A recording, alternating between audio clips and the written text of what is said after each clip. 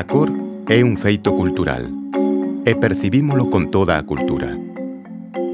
No transcurso da historia tense empregado a cor na busca de producir un efecto colorista na arquitectura. As distintas rexións e cidades do planeta teñen estado identificadas tradicionalmente con peculiares rangos de cor, resultantes das gamas producidas polos materiais locais, a luz, as sombras e todos os axentes climáticos que modifican a sensación ambiental da cor. Hai exemplos en todos os países e culturas. A cor é determinante da identidade urbana. Algunhas veces, ao longo da historia, xentes que tiñan relación co urbanismo, sensibilizados e conscientes da importancia da cor na cidade, teñen feito propostas para mellorar o espírito do lugar, como é o caso da cidade de Turín, onde no ano 1800 foi creado un plan de cor para toda a cidade.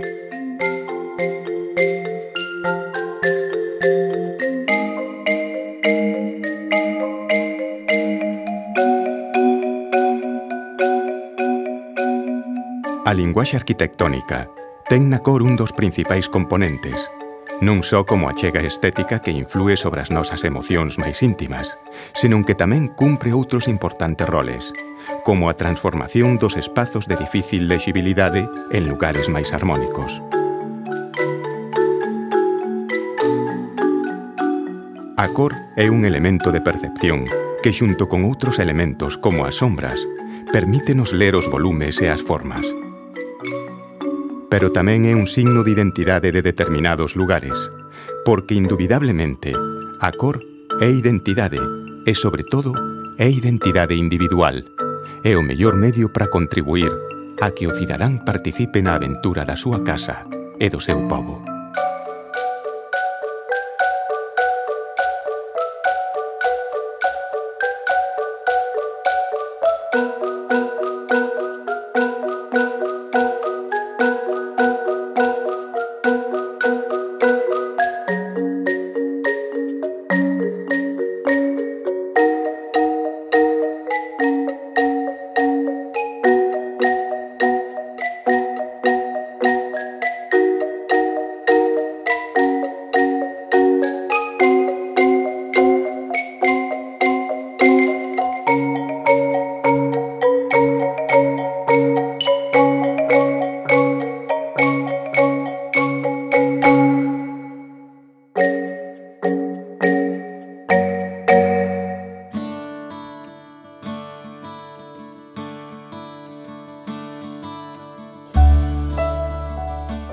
Cabo de Cruz, unha das parroquias do concello de Boiro, a máis mariñeira de todas, e cunha situación xeográfica privilexiada no ámbito da ría de Arousa.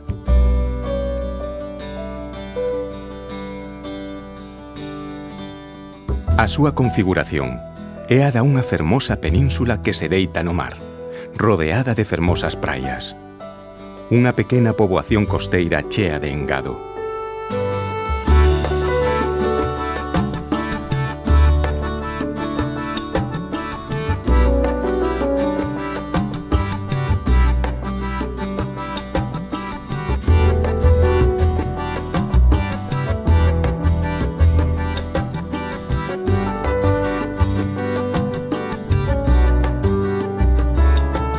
O seu núcleo urbano, a pesar de ter crecido desordenadamente como foi en todo o contorno, aínda respetou unha parte da primitiva configuración, que creceu arredor dun castro que existira na antigüidade, e do que consérvanse algúns restos.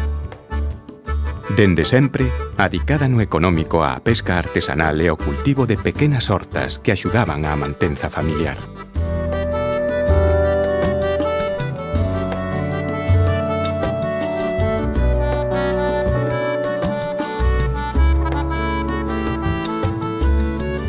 As vivendas eran casas terreiras de pequenas dimensións, cunha soa planta e adosados edificios cativos ou alpendres para gardar as artes de pesca e os trebellos de labranza, construídas en pedra do lugar e cubertas a dúas augas. A principios do século XX, comenzáronse a recebar e pintar con cal vivo, sobre todo por razóns hixiénicas, sendo a maioría delas dun cor branco impoluto.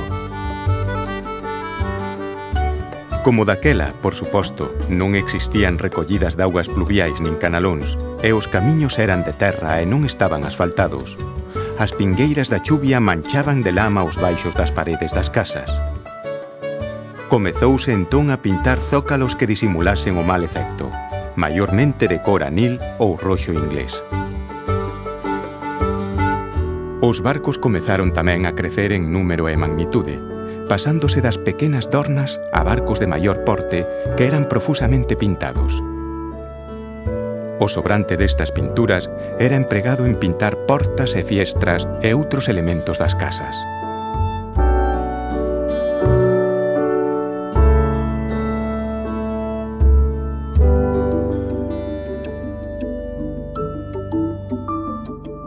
A partir dos anos 70, prodúcese un espectacular crecemento do cultivo do mexillón e a proliferación de bateas, sendo na actualidade o porto de Cabo de Cruz un dos máis importantes na produción de mexillón de toda Galicia.